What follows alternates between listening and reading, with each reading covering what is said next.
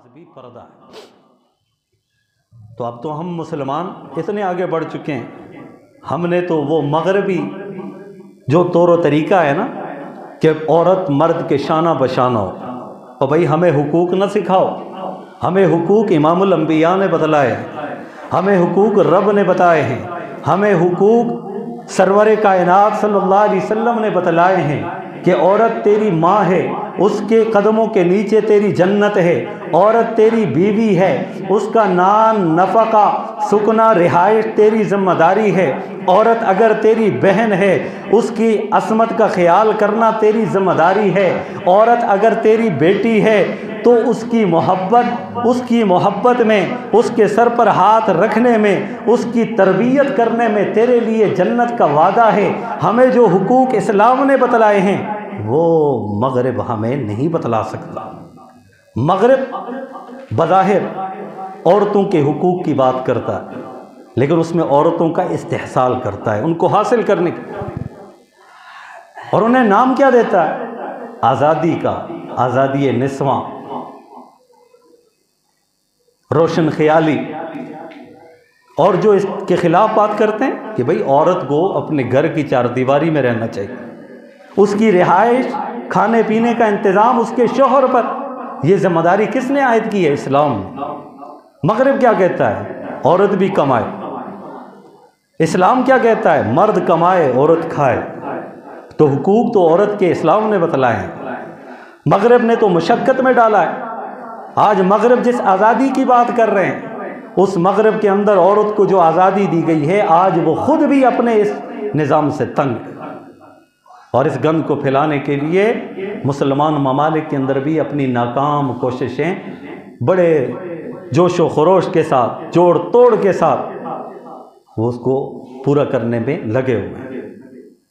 جس طرح کئی دفعہ آپ سنتے ہیں کہ خواتین پلے کارڈ اٹھا کر مختلف روڈوں پر، مختلف جگہوں پر، پریس کلب پر، کوئی کسی حکومتی عمارت کے سامنے کھڑے ہو کر اپنے حقوق کی آواز اٹھاتے ہوئے اس پر جو کلمات لکھے ہوتے ہیں، جب آپ اس پر غور کریں، یہ وہی ایجنڈا ہے جو کفار کا تھا، یہ اسی ایجنڈے کی تکمیل والے لوگ ہیں کہ جو فحاشی اور عریانی چاہتے ہیں، اور اس پر پلے کارڈ میں کیا کیا لکھا ہوتا ہے یہ نوجوان سبھی جو جانتے ہیں، اور جن کا تعلق میڈیا کے ساتھ کسی نہ کسی طریقے سے وہ جانتے ہیں۔ ان کے سخت جملوں میں سے ایک بات جس پہ لکھا ہوتا ہے، میرا جسم میری مرضی ہے۔ کہتے ہیں جسم ہمارا ہے، مرضی ہماری، ہم جو چاہیں کریں، تم کون ہوتے ہمیں روکنے والے؟ او بھائی جسم تمہارا نہیں ہے، یہ رب کا عطا کیا ہے، یہ اس نے عطا کیا ہے، تمہاری زندگی کا، موت کا مالک صرف رب ہے، مرضی بھی اسے حاصل ہے، اس کی مرضی کے مطابق تم نے چلنا ہے۔ ہم کون ہوتے ہیں؟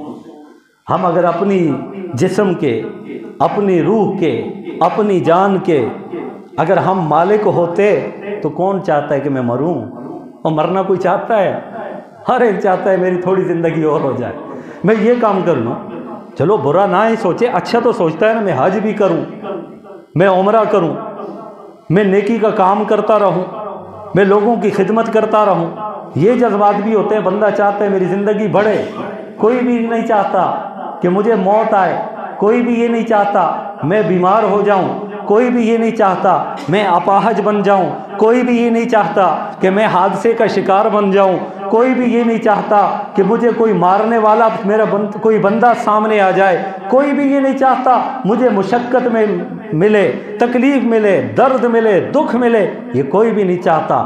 لیکن اس کے باوجود یہ ساری چیزیں ہوتی ہیں کہ نہیں ہوتی ہیں نا؟ تو پتہ چلا ہم خود اپنی ذات کے مالک نہیں ہیں، ہمارے وجود کا مالک بھی اللہ ہے، ہمیں پیدا کرنے والا بھی اللہ ہے، زندگی دینے والا بھی اللہ ہے، موت دینے والا بھی اللہ ہے، صحت بخشنے والا بھی اللہ ہے، بیمار کرنے والا بھی اللہ ہے، تندرستی دینے والا بھی اللہ ہے، اپاہج کرنے والا بھی اللہ ہے، چین دینے والا بھی اللہ ہے، حادثے کا شکار بنانے والا بھی اللہ ہے۔ میں اپنے وجود کا مالک بھی نہیں ہوں، میرے وجود کا مالک بھی میرا رب ہے۔ تو اس لیے یہ بات بالکل غلط ہے کہ میرا جسم میری مرضی۔ تو بہرحال بات یہاں سے چل پڑی کہ عورت کی جو آواز ہے یہ بھی نامحرم کے کانوں تک اس کی آواز پہنچے، یہ بھی حرام۔ ہاں ایک ضرورت کے تحت، مثلا کوئی دروازے پہ آیا ہے، اندر مرد کی ذات نہیں ہے، تو کوئی کہے کہ بھئی میں نے فلاں سے ملنا ہے، تو اندر عورت جواب دے فلاں گھر میں نہیں ہے، اس میں بھی شریعت نے حکم دیا ہے کہ وہ نرمی والا لہجہ اختیار نہ کرے بولنے، تاکہ کسی کے دل میں برائی کا کوئی شائبہ پیدا نہ ہو جائے۔ وہاں پر بھی یہی کہا گیا کہ جب وہ جواب دیا جائے تو صحیح لہجے میں دیا جائے، کہ کہا کہ وہ گھر پہ نہیں ہے، یہ نہیں ہے کہ بڑے دھیمے اور نرم لہجے کے ساتھ دیا جائے۔ شریعت نے تو یہاں تک منع فرمایا۔ پھر فون پہ اگر بات کی جائے تو اس پر بھی یہی احکام لاگو ہوتے ہیں۔ تو عورت کی آواز پردہ ہے۔ پھر انہوں نے جس طرح مغربی تہذیب کی بات میں نے شروع کی، تو آہستہ آہستہ ہم مسلمانوں میں بھی یہ چیز بڑھ رہی، تو ہم بھی کہتے ہیں ٹھیک ہے جی عورت کی آواز پردہ ہے، تو عورت عام بات نہ کرے، اونچی آواز میں بات نہ کرے، لیکن رب کا کلام تو پڑھ سکتی ہے نا، محبوب دو عالم صلی اللہ علیہ وسلم کی شان میں قصیدہ تو پڑھ سکتی ہے نا۔ یہ وہ باتیں ہیں جس سے ہم اپنے آپ کو جھوٹی تسلی دیتے ہیں۔ تو فرمایا نبی علیہ الصلوۃ والسلام کا عمل آپ کے سامنے بیان کر دوں، اس چیز کا جواب بھی آپ کے سامنے آئے گا۔ روایت کے اندر آتا ہے محبوب دو عالم صلی اللہ علیہ وسلم اما عائشہ صدیقہ رضی اللہ تعالیٰ عنہ کے حجرے سے باہر تشریف لے گئے، کچھ دور جگہ پہ گئے تو اس حجرے کی دیوار سے اما عائشہ صدیقہ رضی اللہ عنہا قرآن مجید کی تلاوت فرما رہی تھیں۔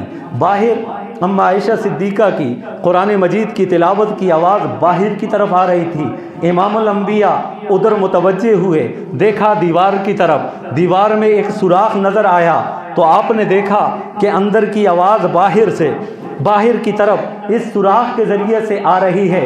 امام الانبیاء نے فوراً اس سوراخ کو بند کر دیا کہ اما عائشہ کی آواز باہر کسی کے کانوں میں نہ پہنچے۔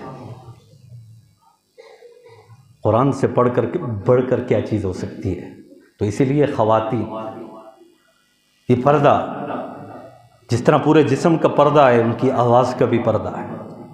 تو گھروں کے اندر بھی ان چیزوں کا اہتمام ہونا چاہیے کہ خواتین کو آواز اپنی پست رکھنی چاہیے۔